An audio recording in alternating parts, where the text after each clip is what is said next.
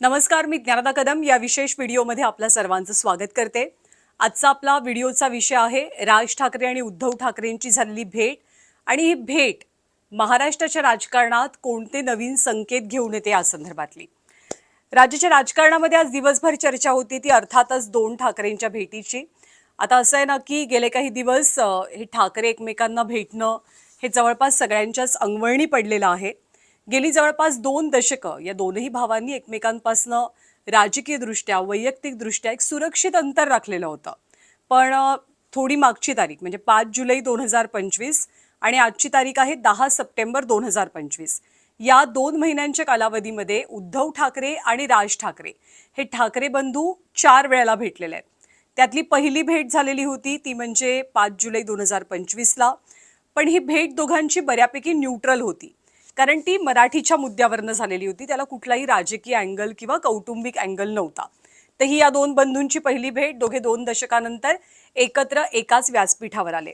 पण त्या पुढच्या ज्या 2 भेटी झाल्या, 27 जुलैला उद्धव ठाकरेंच्या वाढदिवसाच्या दिवशी मातोश्रीवरती झालेली भेट, जेव्हा राज ठाकरे उद्धव ठाकरेंच्या घरी गेलेले होते, आणि मग बरोबर एका महिन्यानं 27 ऑगस्टला गणेश चतुर्थीच्या दिवशी राज ठाकरेंच्या शिवतीर्थ निवासस्थानी उद्धव ठाकरेंचं कुटुंब भेटणं, या दोनही भेटींना कौटुंबिक आणि भावनिक अँगल होता। तर या 3 भेटी झाल्या, या वेगवेगळ्या ॲटमॉस्फिअरमध्ये झाल्या, वेगवेगळ्या कारणांमुळे झाल्या। पण आजची जी भेट होती 10 सप्टेंबर 2025 ची, ही अनेक अर्थांनी महत्त्वाची होती, कारण याला टेक्निकली कौटुंबिक किनार नव्हती। 2 पक्षाचे नेते, 2 पक्षांचे प्रमुख हे एकमेकांना भेटले आणि त्यांनी राजकीय चर्चा केली। खूप व्यवस्थित या दोघांमध्ये 2-1 तास राजकीय चर्चा झाल्याची माहिती आहे। अजेंडा अर्थातच मुंबई महानगरपालिका निवडणुकीचा होता। या भेटीनंतर फारसं कोणी बोललं नाही।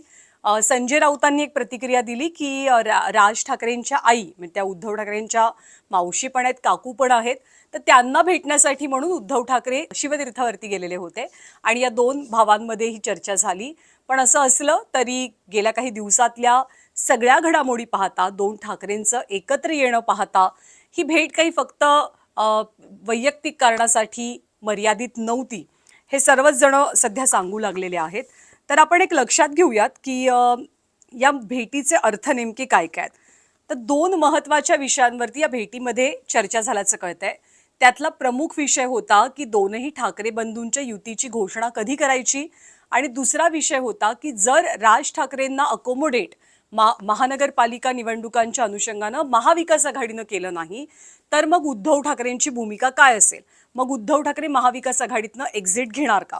तर सगळ्यात आधी आपण पहिला मुद्दा चर्चेला घेऊयात। तो मुद्दा अर्थातच दसरा मेळाव्यासंदर्भातला आहे की गेले काही दिवस आपण आधी म्हटल्याप्रमाणे या दोन्ही भावांच्या ज्या भेटी होत्या त्या कौटुंबिक पातळीवरच्या होत्या, म्हणजे गणेशोत्सव किंवा उद्धव ठाकरेंचा वाढदिवस असो, हसऱ्या चेहऱ्यानं दोघे जण भेटले। पण आज ते पॉलिटिकल दृष्टिकोनातनं भेटले, त्यामुळे युतीच्या दृष्टिकोनातनं ही भेट एक प्रकारे दोघांसाठी सुद्धा टर्निंग पॉइंट मानली जाते। या भेटीमध्ये कोण कोण उपस्थित होतं ते सुद्धा विचारात घेणं खूप गरजेचं ठरतं, कारण उद्धव ठाकरेंसोबत त्यांचे अतिशय विश्वासू मानले जाणारे अनिल परब आणि संजय राऊत हे दोघे जण तिथे होते। तर मनसेकडनं म्हणजे राज ठाकरेंकडनं बाळा नांदगावकर होते। ही अशी मंडळी आहेत, ही 3 मंडळी अशी मंडळी आहेत की जी ठाकरेंच्या जडणघडणीची आणि त्यांच्या सगळ्या कौटुंबिक पातळीवरच्या चढउतारांची सुद्धा साक्षीदार राहिलेली आहेत। याच मंडळींनी ठाकरेंना एकत्र आणण्याचे सुद्धा या आधी आणि आत्ताही खूप जास्त प्रयत्न केलेत। त्यामुळे भेट कोणत्या सराउंडिंगमध्ये झाली, कोणत्या नेत्यांसोबत झाली, हे अतिशय महत्त्वाचं ठरतं। तर ही मंडळी भेटली। तर 2 ऑक्टोबरला दसरा आहे, आणि आत्ता जी चर्चा झाली किंवा ठाकरेंना जर एकत्र यायचं असेल तर अर्थात घोषणा करावी लागेल, आणि ती ग्रँड घोषणा असावी लागेल, कारण एक छोटीशी पत्रकार परिषद घेऊन किंवा वैयक्तिकरित्या घोषणा करून त्याचा ग्रँडनेस जो आहे तो कमी होईल, कारण इतिहासात पहिल्यांदाच हे 2 ठाकरे एकत्र येणार आहेत आणि राज्याच्या राजकारणावरती त्याचे दूरगामी परिणाम सुद्धा उमटणार आहेत। त्यामुळे ठाकरे एकत्र येण्याची घोषणा कधी, कुठे आणि कशी करायची, हा सुद्धा एक महत्त्वाचा भाग असेल। तर 2 ऑक्टोबर दसऱ्याची तारीख, म्हणजे दसरा मेळावा इनफॅक्ट जो शिवतीर्थावरती होतो, तो दसरा मेळावा निश्चित करण्यात आलेला आहे दोघांच्या युतीच्या घोषणेसाठी, असं फिक्स मानलं जातंय। कारण राज्याच्या महानगरपालिकेच्या ज्या निवडणुका आहेत त्या साधारणतः जानेवारी महिन्यापर्यंत होण्याची अपेक्षा आहे। जर दोन्ही ठाकरेंना एकत्र यायचं असेल तर बरीच कामं ग्राउंडवर खूप जास्त करावं लागणार आहे. कार्यकर्त्यांना एक करावं लागणार आहे. पक्षामध्ये तिकीटं कुणाला द्यायची म्हणजे जागा वाटपाचा खूप क्रुशियल मुद्दा असेल, तो त्यांना सॉल्व्ह करावा लागणार आहे. सोबतच कोणत्या महानगरपालिका लढवायच्या, कुठे एकत्र लढायचं, कुठे एकमेकांना सपोर्ट करायचा किंवा कुठे एकत्रच यायचं नाही, कुठे स्वबळाचा नारा द्यायचा, हे सगळं ठरवावं लागणार आहे. आणि याला बराच वेळ लागणार आहे. कारण भाऊ जरी असले तरी सुद्धा दोघांचे पक्ष सध्या वेगवेगळे आहेत. दोन्ही पक्षांची विचारसरणी वेगवेगळी आहे. दोन्ही पक्षांचं स्वतंत्र संघटन आहे. हे सगळं जर जुळवायचं असेल, हे सगळं जर एकत्र आणायचं असेल तर अर्थात त्यासाठी ग्राउंड वर्कची खूप जास्त गरज आहे. आणि ते ग्राउंड वर्क सुरू करण्यासाठी युती घोषित होणं हे खूप गरजेचं मानलं जात आहे. त्यामुळे दसरा मेळाव्यापेक्षा उत्तम मुहूर्त दुसरा असू शकत नाही, अशी वरिष्ठांची ज्येष्ठांची भावना असल्याचं मत व्यक्त होत आहे. दसरा मेळावा हा जरी शिवसेनेचा असला तरी राज ठाकरेंचं खूप स्ट्रॉंग कनेक्शन या दसरा मेळाव्याशी आहे. शिवसेना सोडण्यापूर्वी अनेकदा ते दसरा मेळाव्याच्या व्यासपीठावरती दिसले आहेत. मनसेच्या स्थापनेनंतर राज ठाकरेंनी जरी गुढीपाडवा मेळाव्याची त्या शिवतीर्थावरती ते मेळावा घेतात, पण तो गुढीपाडवा मेळावा घेतात. त्यांनी गुढीपाडवा मेळाव्याची जरी स्थापना केलेली असली तरी सुद्धा त्यांचं दसरा मेळाव्याशी असलेलं कौटुंबिक किंवा भावनिक नातं कुणीही नाकारू शकत नाही. ते साईडलाईन आपल्याला करता येणार नाही. त्यामुळे युतीच्या घोषणेसाठी आणि ठाकरेंच्या सीमोल्लंघनासाठी बेस्टेस्ट दिवस कुठला असेल तर तो दसरा मेळाव्याचा मानला जातोय. आता दसरा मेळावा शिवसेनेसाठी इतका महत्वाचं काय, इतकं इमोशनल नातं का आहे दसरा मेळाव्याचं आणि शिवसेनेचं, हे जर जाणून घ्यायचं असेल तर आपल्याला थोडं इतिहासामध्ये डोकवावं लागणार आहे. कारण शिवसेनेच्या इतिहासामध्ये दसरा मेळाव्याचं पान अतिशय महत्वाचं आहे. खरं तर शिवसेनेची सुरुवात होणं आणि दसरा मेळाव्याची सुरुवात होणं या दोन्ही गोष्टींची मुळं जर कुठे असतील बेसिकली तर ती मार्मिकच्या स्थापनेमध्ये आहेत. 1960 साली मार्मिकची स्थापना झाली. आणि मार्मिक कशासाठी वापरलं जात होतं तर मार्मिक एक आक्रमक संदेश देणारं माध्यम म्हणून ओळखलं जात होतं. आणि 1960ला बाळासाहेबांनी मार्मिकची सुरुवात केली आणि भूमिपुत्रांना, मुंबईतल्या लोकांना, महाराष्ट्रातल्या लोकांना, स्थानिकांना बेसिकली त्यांचा अधिकार मिळवून देण्यासाठी मार्मिक लढायचं, मार्मिक त्या अन्यायाला वाचा फोडायचं. मार्मिकमध्ये एक कॅम्पेन होतं की वाचा आणि थंड बसा. ते कॅम्पेन खूप फेमस झालं. पण कालांतरानं सगळ्या परिस्थिती म्हणजे आजूबाजूची जी परिस्थिती होती सामाजिक राजकीय ती बदलत गेली. आणि मग वाचा आणि थंड बसा हे कॅम्पेन एक प्रकारे वाचा आणि उठा अशा टर्नवरती आलेलं होतं, अशा मोडवरती गेलेलं होतं.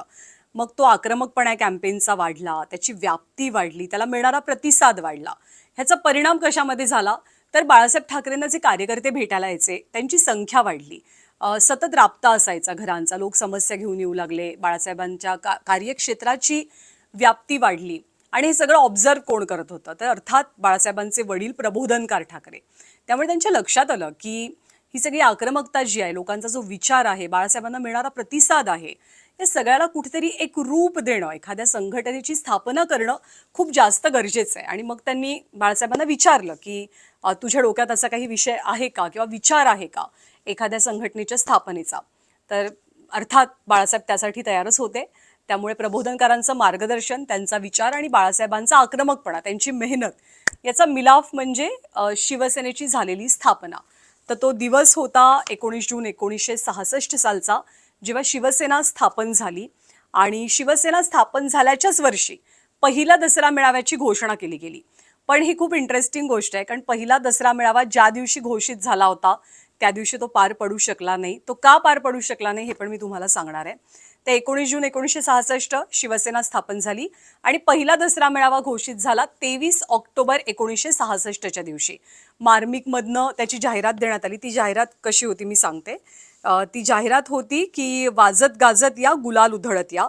आणि शिवतीर्थ हे ठिकाण अर्थातच शिवाजी पार्क ठरलेलं होतं. पण 23 ऑक्टोबरला ज्या दिवशी हा मेळावा ठरलेला होता, तुफान पावसाला सुरुवात झाली आणि शिवसेनेचा घोषित केलेला पहिला दसरा मेळावा या पावसामुळे काही होऊ शकला नव्हता. पण त्याच महिन्याच्या 30 तारखेला म्हणजे 30 ऑक्टोबरला पहिला शिवसेनेचा दसरा मेळावा शिवतीर्थावरती संपन्न झाला. लाखोंच्या संख्येनं लोक जमलेले होते, तुफान प्रतिसाद मिळाला आणि आजच्या भाषेत सांगायचं म्हटलं तर सुपरहिट ठरला तो पहिलाच दसरा मेळावा. या शिवतीर्थावरती एकच आवाज घुमला, तो आवाज अर्थातच बाळासाहेब ठाकरेंचा होता.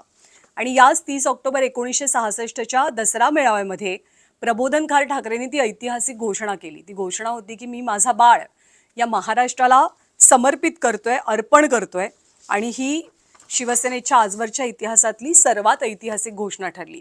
बाळासाहेब ठाकरेंकडे त्यावेळेला शिवसेनेतलं कुठलं मोठं पद नव्हतं, कुठलं बिरुद त्यांच्या मागे नव्हतं किंवा वलय फार मोठं नव्हतं.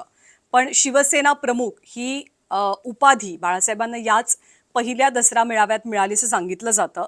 त्याची एक गोष्ट आहे, त्याचा एक किस्सा आहे की तो किस्सा असं सांगितला जातो की कोणतरी घाटकोपरचे एक पांडू नावाचे व्यक्ती त्या सभेमध्ये होते आणि त्यांनी सगळ्यात आधी ललकारी दिली. ती ललकारी होती की शिवसेना प्रमुख बाळासाहेब ठाकरेंचा विजय असो. आणि त्यानंतर तो 30 ऑक्टोबर 1966चा दसरा मेळावा, ते अगदी बाळासाहेब शेवटच्या ज्या दसरा मेळाव्यामध्ये आपल्या सगळ्यांना भेटलेले होते तो दसरा मेळावा. म्हणजे ही ललकारी, ही घोषणा आज तगायत त्या शिवतीर्थावर दसरा मेळाव्याच्या दिवशी अबाधित राहिलेली आहे. आणि ती पदवी, शिवसेना प्रमुख बाळासाहेब ठाकरेंचा विजय असो, ही पदवी एक प्रकारे बाळासाहेबांची ओळख बनून गेली. मग 1966 ते बाळासाहेबांचं निधन, जवळपास एक 46 वर्षांचा हा सगळा काळ होता. बाळासाहेबांच्या निधनापर्यंत म्हणजे एकच नेता, एकच मैदान आणि एकच आवाज, हे समीकरण अतूट होतं दसरा मेळाव्याचं. मग बाळासाहेबांच्या पश्चात अर्थातच उद्धव ठाकरेंचा आवाज हा शिवतीर्थावरती घुमला. त्यामुळे शिवसेना आणि शिवसैनिकांसाठी दसरा मेळाव्याचं स्थान खूप सर्वोच्च आहे. शिवसैनिकांसाठी हा केवळ एक राजकीय मेळावा नाही, तर ते एक भावनिक स्नेहसंमेलन आहे. आणि म्हणूनच दरवर्षी हजारोंच्या संख्येनं शिवसैनिक आवर्जून दसरा मेळाव्याला लावत असलेली हजेरी आपण पाहतोय. आणि म्हणूनच इमोशनल कनेक्ट आहे, राजकीय महत्त्व आहे आणि व्याप्ती मोठी आहे. त्यामुळे राज ठाकरे आणि उद्धव ठाकरे यांची युती जर होणार असेल तर त्या युतीची घोषणा याच दसरा मेळाव्यामध्ये केली जाईल अशी दाट शक्यता आहे. तर हा झाला पहिला मुद्दा की युतीची घोषणा कधी होणार आहे किंवा कधी केली जाणार आहे. या बैठकीतला दुसरा मुद्दा होता तो म्हणजे जर राज ठाकरे उद्धव ठाकरे एकत्र आले तर महाविकास आघाडीचं नेमकं काय होणार. कारण उद्धव ठाकरे सध्या महाविकास आघाडीचा एक अतिशय महत्त्वाचा घटक आहेत आणि महाविकास आघाडीचा विचार करता उद्धव ठाकरेंची शिवसेना आणि काँग्रेस राष्ट्रवादी हे काही एकमेकांचे नॅचरल अलायन्स नाही आहेत. राजकीय अपरिहार्यता म्हणून ही सगळी मंडळी एकत्र आली आहेत. पण आता इथे अडचण केव्हा निर्माण होईल, जर राज ठाकरेंचा समावेश सुद्धा महाविकास आघाडीत करण्याचा विषय आला तर तर नेमकं अडचण कोणाला जास्त होऊ शकते तर ती काँग्रेसला होऊ शकते. कारण राज ठाकरेंचा स्ट्रॉंग हिंदी विरोध किंवा त्यांची परप्रांतीयांबद्दलची जी भूमिका आहे ती विचारात घेता काँग्रेसला इथे महाराष्ट्रात त्यांनी राज ठाकरेंना अकोमोडेट करून घेतलं तर त्यांच्या देशपातळीवरच्या राजकारणामध्ये त्यांना अडचण होऊ शकते.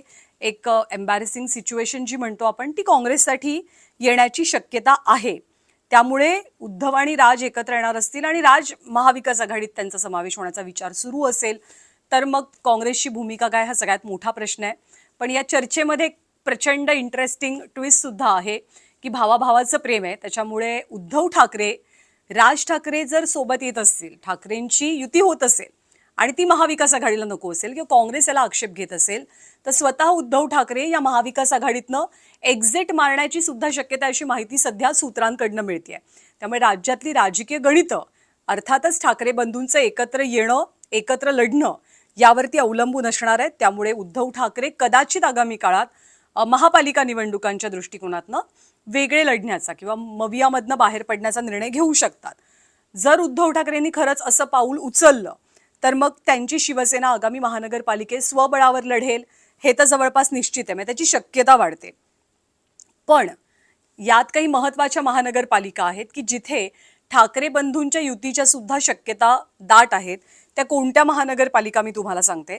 मुंबई अर्थातच सगळ्यात मोठी, कारण मुंबईमध्ये ठाकरेंची ताकद त्याची चर्चा कायम होत असते.